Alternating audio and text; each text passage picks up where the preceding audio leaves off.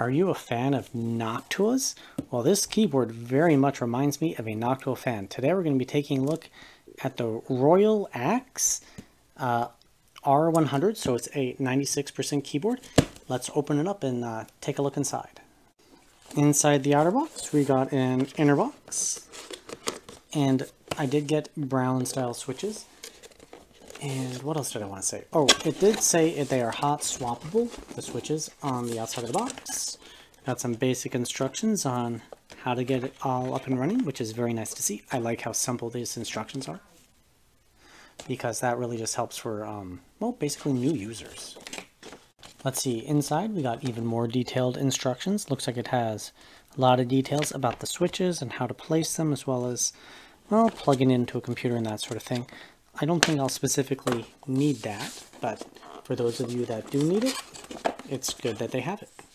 Let's see, inside the first accessory box, we have some yellow style switches. I'm not familiar with them, but they are 3-pin style. They kind of feel linear to me. And we got a key switch puller, and a key cap puller. And inside the second box, we have a, I won't say that's the best braided, but a braided cable. It appears to be USB 2.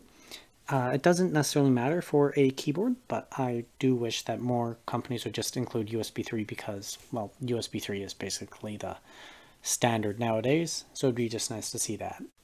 And just as a note, it would be nice if this was a better color match. It is kind of close, but it's not exactly the same. Well, while I pull this keyboard out, this is a $95 keyboard, so for its size and functionality, I think that is a fair price. My drop shift was $250, I want to say, when I bought it, which came with MX Browns. So I think that this price is well within reason for its overall look. So let's do a quick walk around of the keyboard. All right, let's pull out one switch, take a quick look at it. And, whoa, that's not generally a good thing. The switch and the cap pulled out together. Well, the switch is that yellow, and it is a double shot keycap, but it does not appear to be shine through. Sorry, my focus is a little out of focus. Your focus needs more focus. Material feels pretty good. I don't know specifically what that is. I didn't see it. So they were listed as PBT, which is very nice. That is probably the best material right now to use on keyboards because it doesn't turn shiny like ABS does. Although I do wish that these keycaps were shine through, but then you would have this kind of nice Noctua-esque appearance to it, where the brown with the beige, look. But I know that look is polarizing to some people. I like my Noctua fans, so that is up to you. The bottom, the rubber feet are, I'm going to call them adequate. And just while we're on this, you are stuck with this angle because here's the battery. So it is pretty pronounced and it arcs upward. It's not just kind of flat. Let's change angle. Here we go. That gives a better demonstration of what I'm talking about. So right there, it's on the desk. So it is at a little bit of an angle and it gets steeper as you go up. So this has kind of two effects. So if you've ever used like a real typewriter, they have that arc so that it's easier to reach up. But I'm going to say it doesn't really do much for me on this one. So I did want to take another look at the switches that it came with. They are Gateron G Pro yellows, which I believe are a linear. I do prefer tactile switches, so that is going to be a little bit of a downside. But one nice feature again is they are switchable, so I could go and swap it out with other keycaps that I have floating around my house and completely customize it to whatever I want it to be. On the bottom here, I forgot to mention, we got our wireless adapter for dedicated 2.4 gigahertz, a wireless connection, and on the back, USB-C. There's no second USB port, which I kind of would like to see, but I kind of understand why it doesn't have it. Over here, we have Windows, Mac as your little control, and this knob up here controls off, wired mode, 2.4G, and Bluetooth. So in the pictures, I didn't know that actually what this does. And I think that is actually pretty cool, because if you're using it wirelessly, you can just go and turn it off when your computer's off, so you're not wasting the battery life. Even though that this probably does have like an off feature after a certain amount of time, it's nice that you can just manually turn it. This does have a brass finish, however, it is not metal. It just kind of looks like metal. I'm going to turn it off for now. Okay, let's continue walking around the keyboard. So 96% keyboard basically is just that. It has your number pad, and it gets rid of that center section where 10 keyless basically starts. So it compacts that 10 keyless section where you have like ones in there like delete and print screen, page up, page down, and insert. And it's moved them kind of every which way, and you need to determine which way you want it and whether you want to like rebind where keys are. So like here's backspace, here's delete, escape is over there, there's your number lock, screen lock, page blank, page back, print screen, delete, number lock, your multiplication stuff. You got your standard that. So yeah. And then the keyboard does have secondary options printed on the keyboard itself, which I always like. I like it when they have the secondary feature of each key also listed on there. So there's your brightness controls, and up there, don't know what that is. Brightness.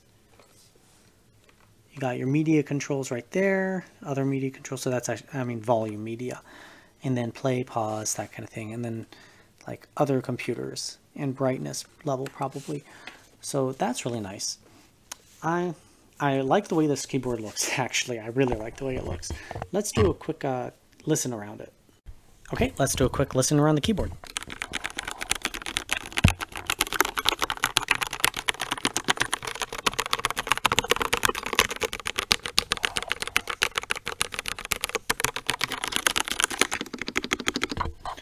So overall, I would say that this is pretty pleasant to listen to. It's fairly quiet, and at this $100 price point, that is very nice to see.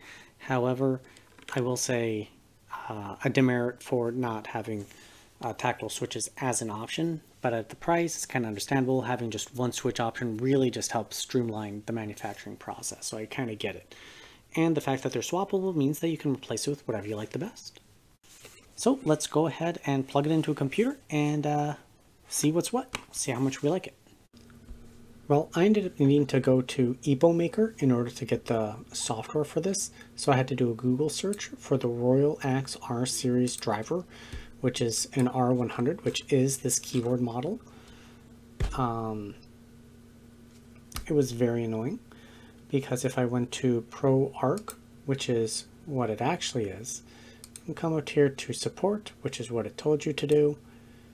Come on, drop down, downloads, come down to the ProtoArc series. You want to click on Windows, you click on that, and I get a Google Drive error that has terms of service. So that's not really a great start. Alrighty, and here's the software. Let's play around with it. This is my first time taking a look at it, so we're going to learn it together. So let's play around with it. Well, I'm taking a look at it, and this is kind of annoying, but W key settings, you can set a macro, media, or mouse button to change what it is, and this is in that main.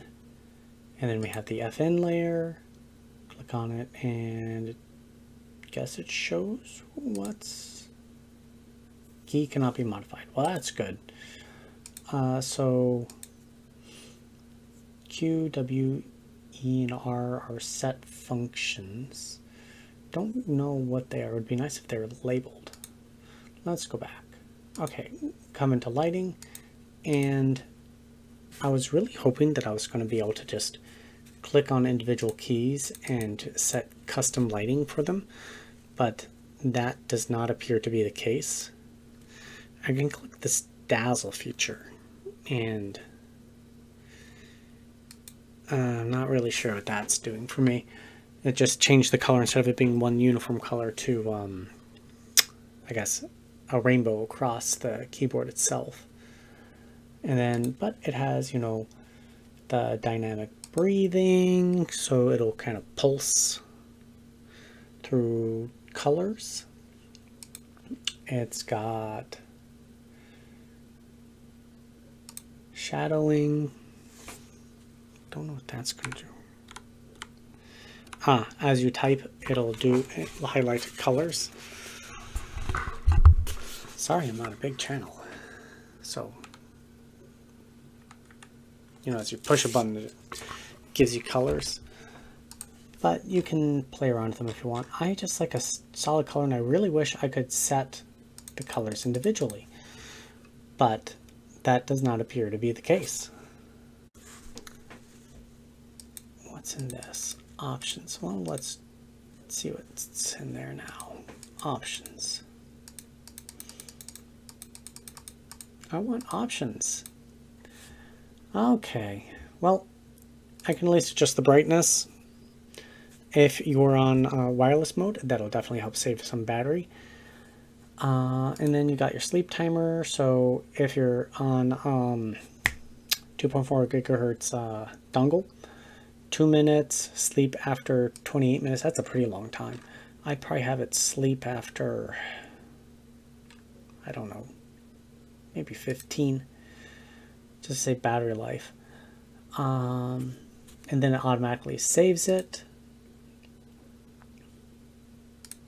Sorry, I'm really just learning the software with you. You can set up a macros, and it's got support in here. It's really unfortunate about the software not working the way I think it should, because I can turn on these rainbow effects and the colors all change on the keyboard for every key, more or less individually in patterns, so it definitely should be built into this. But for whatever reason, it does not appear to be, so this is where we are. It might be a functionality that they unlock in the future, but you can't buy a product, well, you can buy a product with a future promise or non-promise, because you never know what it turned out to be. But that is a major mark against this keyboard, in my opinion. Let's switch to the next section. Alrighty, here we are. We're going to do the typing test. As always with my typing test, I'd like to let you know the microphone is going to be pointed directly at the keyboard, more or less in the middle of it. So we're going to get a good sense of how the keyboard sounds while I'm whacking on it, typing away, well, normal typing. I am dyslexic, so I don't have the world's fastest typing speed, as you can see from the graphs. We're looking to average around 50-52 is my average. If I score over that, then it's kind of better. If I score under that, then it's probably worse. My camera is pointed at the screen, as you can see, and I'll give it my best go.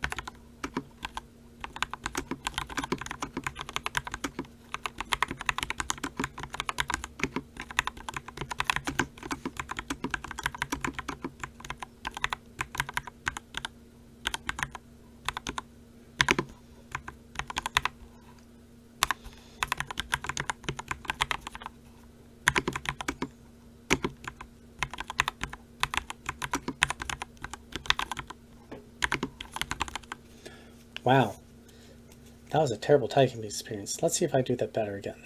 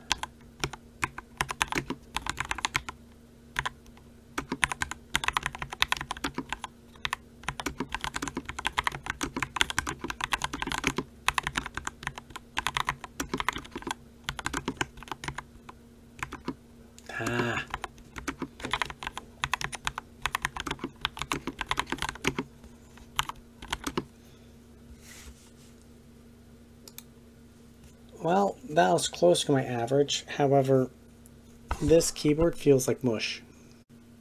Well, one good thing about this keyboard is it appears to have onboard memory, meaning that when I plugged it into my second computer, all the sliding stayed exactly as it was, so that's very nice. So I don't think I've talked about price. When I purchased it, this keyboard was $95. So I'm a little bit disappointed in terms of its price, the fact that I cannot individually select keys to individually select the backlighting. And just in case, the switches in it are Gateron G Pro Yellow, which I believe are linear, which explains my overall typing experience with it. One nice thing about it is I could remove all the switches and replace it with Cherry MX Browns or whatever, some other tactile switch. Of course, then you have to factor that into the price of this keyboard, where it's already, let's just say $100. Now if you're spending 30, 40, 50 bucks more on switches, could you have gotten a keyboard that's better than this? And, well, you may very well could have.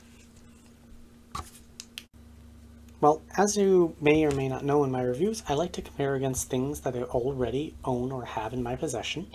So I have the Drop Shift, which was my daily driver keyboard up until actually pretty much a few days ago as of filming this, where I've switched over to the ROG Azoth currently.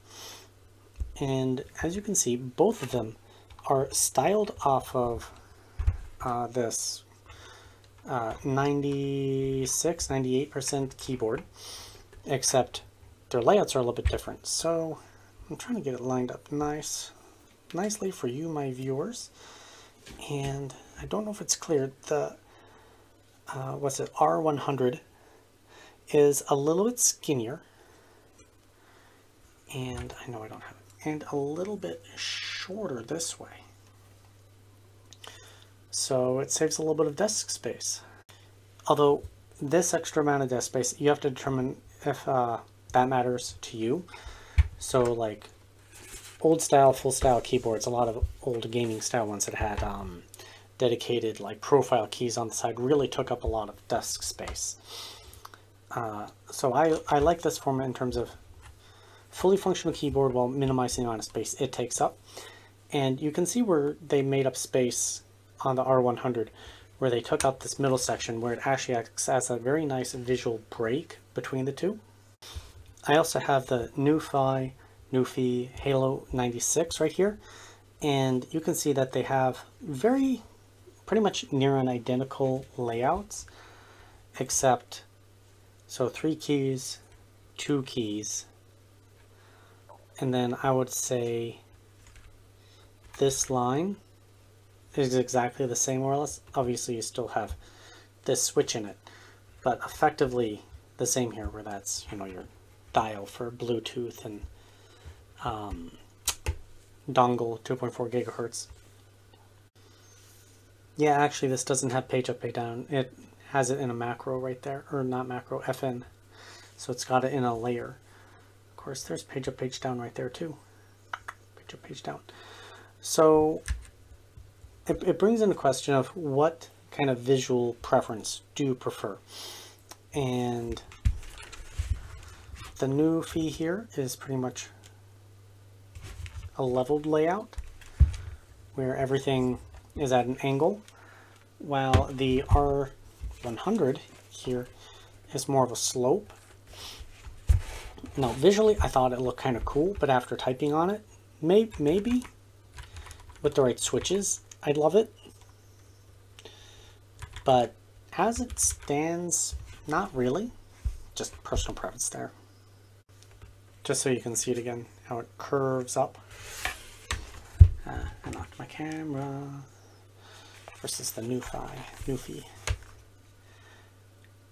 Oh, maybe. Are they the same? No, not quite. So there's a style for everybody. Let's see, the other notable note is the keycaps are not shining through, which I think is kind of a letdown, but it's overall not that bad. And the other thing is, how high does this keyboard sit? So the drop shift actually sits a little bit lower, but this is not a high profile frame. So meaning that the keycaps just kind of, well, actually no, they're a little bit inlaid into it, but not that much. So really the top of the frame here, so this plastic ridge is right at the edge of the keycaps. While the drop shift, they're basically hovering over top completely. No, that spacebar is really not well stabilized. The shift wiggles a lot too. Oh well. I want my drop shift. It feels a little bit tighter. Anyways, sorry I got sidetracked there. Sits a little bit higher. How about back to back? This gives us how high the angle. My drop shift has the 1 foot on it.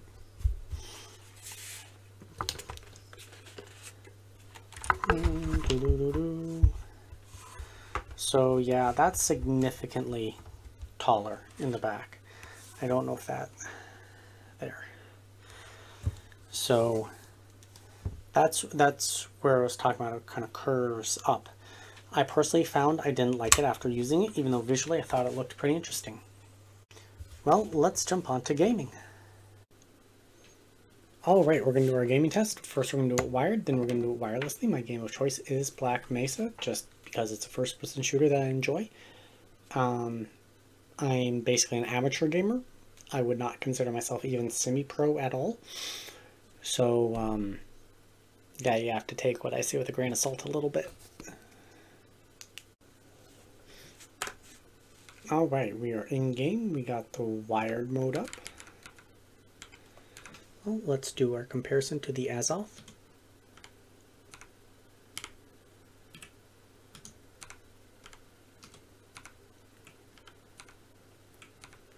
Well, I do not see a difference other than how I feel with key presses. For some reason, this keyboard is making my hand cramp. I don't know if that's psychological or what, but that is certainly the way that it's making me feel right now. Where are you?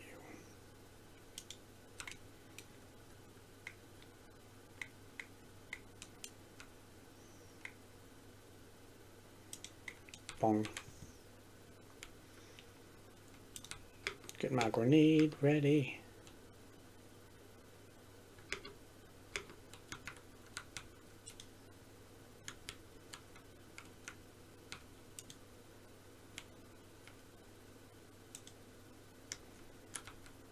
Oops. I'm gonna die. Okay. Well, it doesn't change. Oops. Skills. I'm being shot at from all sides. That was a very unfortunate place to load. Okay. Now let's move to a different spot. Alright, while the game is loading, make sure I'm not in combat. We are in wireless mode now. So you just take the selector, switch it up to the 2.4 gigahertz. So it's got off, wired, 2.4, and then Bluetooth. I think the switch is cool, but after kind of re-looking at this keyboard, I would rather have the switches there. How do I feel about the response?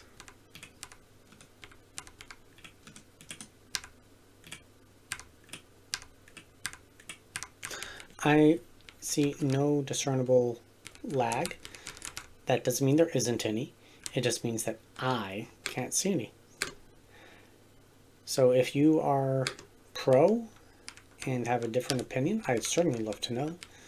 But I don't see anything up with it. We're gonna, well, there's no combat. Okay, let's find the guy. Alright, we are hopefully gonna find some combat to really get to, oh, I found a Vortigon.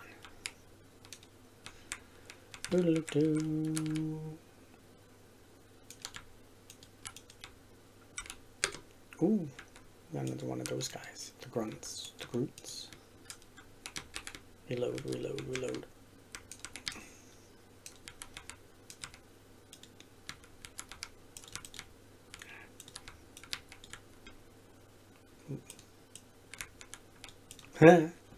Doesn't make you a better gamer.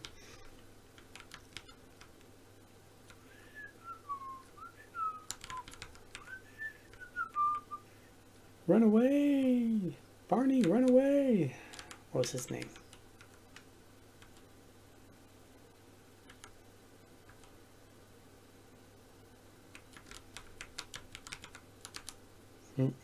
Alright. Enough goofing around. I need a different weapon. What weapon do I want? Machine gun, I guess. Where did he go? Where did he go?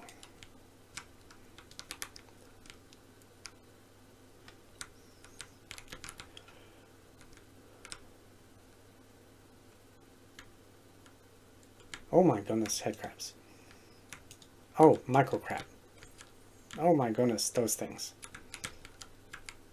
Ah, I forgot those things existed.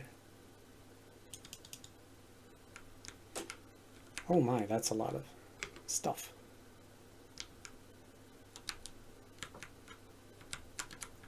Whee, run away.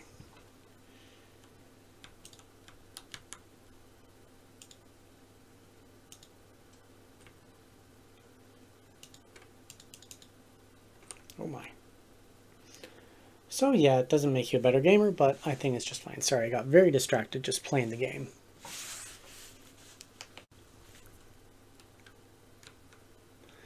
So, I guess it's time for verdict. What do I think about this keyboard? Well, I think the appearance of it looks fantastic. After using it, I don't really like the slope, but maybe you do. The response time feels fairly good, so I think that most gamers would find this perfectly acceptable for kind of your average everyday gamer. It looks like a Noctua, so if you like that brown and beige, it's certainly there. And you know, it is a fairly nice looking keyboard. Keycaps do feel pretty nice. It's pretty silent, if I do say so.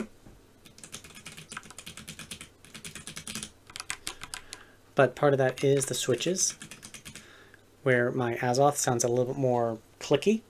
So if you did swap the switches out to something more tactile, it could increase the sound. It's hard to know exactly what it's going to do.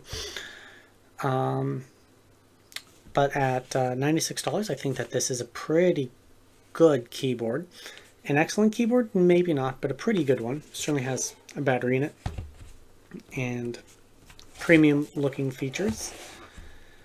And I guess there's nothing else to really say about it other than the software being not as good as I would hope. So with that, I'm going to conclude this video. Thank you very much for watching. I hope you join me again on Computer Tech and More for future videos. If there's other suggestions for videos to make in the future, please leave them in the comment sections below, as well as constructive criticism on how to improve my videos. I'm welcome to feedback as long as you're being constructive about it. And I've got a Patreon page. Please help me grow my channel. And I'm big into fan testing, and I really want to be able to afford better fan testing equipment. Anyways, thank you very much for watching. Have a great day, and I'll see you next time here on Computer Tech and More.